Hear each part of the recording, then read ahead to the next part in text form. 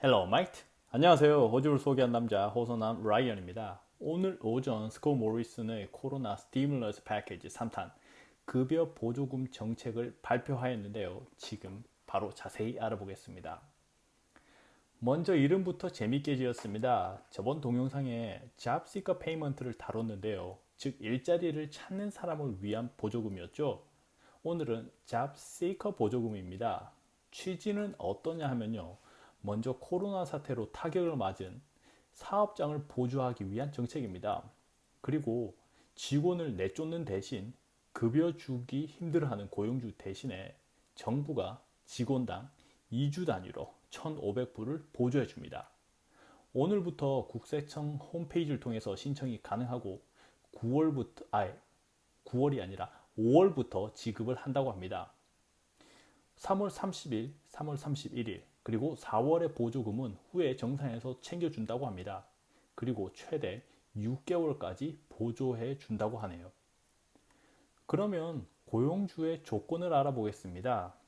먼저 사업체의 턴오버가 1 빌리언 이하라면 턴오버가 30% 이상 떨어졌으면 신청이 가능하고 턴오버가 1 빌리언 이상이라면 턴오버가 50% 이상 떨어졌으면 신청이 가능합니다.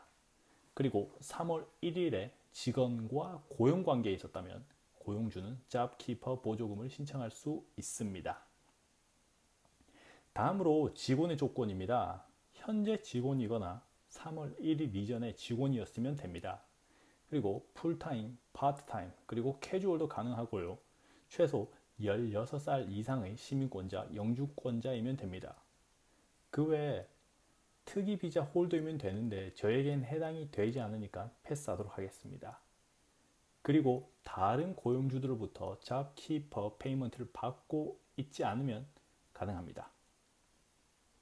그러면 신청 방법에 대해서 알아보겠습니다. 신청은 국세청 홈페이지를 통해서 하는데요. 국세청 홈페이지에서 잡키퍼 페이먼트를 치면 이런 화면이 나옵니다. 그리고 아래 그림에 보이듯이 그린 버튼을 클릭하시면 구체적 정보를 적는 페이지로 이동을 하게 됩니다. 이 페이지에서 여러분의 사업체 ABN, 사업체 이름, 연락, 이메일과 폰번호 등을 적으면 밑에 스크린샷에 보이듯이 국세청에서 이메일이나 아니면 SMS로 연락이 올 것입니다. 자, 그러면 국가가 직접 직원에게 돈을 주는 것이 아니라 고용주를 거쳐서 돈을 주기 때문에 고용주의 성실성과 투명함이 요구되는데요. 그래서 고용주의 의무사항이 많습니다. 먼저 ATO에 등록하게 되면 ATO는 턴오버가 감소했다는 것을 먼저 평가를 합니다. 그리고 직원 등록을 할 때 3월 1일 직원까지 포함해서 현재 직원을 입력합니다. 그리고 직원은 최소 2주마다 1,500불을 받아야 하고 해당 직원에게 급여가 잡키퍼 페이먼트 보조금이라는 것을 알려주어야 합니다. 그리고 국세청에 매달 해당 정보를 제출해야 합니다. 까다로우신가요? 예를 들어 보겠습니다. 만약 아담의 사업장의 매출이 코로나 사태로 30% 줄었다면 잡키퍼 페이먼트를 신청할 수 있겠죠. N은 풀타임으로 2주마다 3,000불을 받고 있고 닉은 2주마다 1,000불을 받고 있습니다. 그렇다면 3,000불은 계속 N에게 지급되고 아담은 국가로부터 1,500불의 보조금을 수령하게 됩니다. 이 1,500불로 N의 급여와 수퍼를 지급하게 되는 것이죠. 닉에게는 2주마다 1,500불을 주기 위해서 1,500불의 국가 보조금 중 500불을 사용하고 닉의 원래 급여인 1,000불에 대한 수포도 국가 보조금을 사용합니다. 하지만 추가적인 500불에 대해서는 수포가 의무가 아니므로 아담의 판단에 따라서 수포를 줄 수도 있고 주지 않을 수도 있습니다.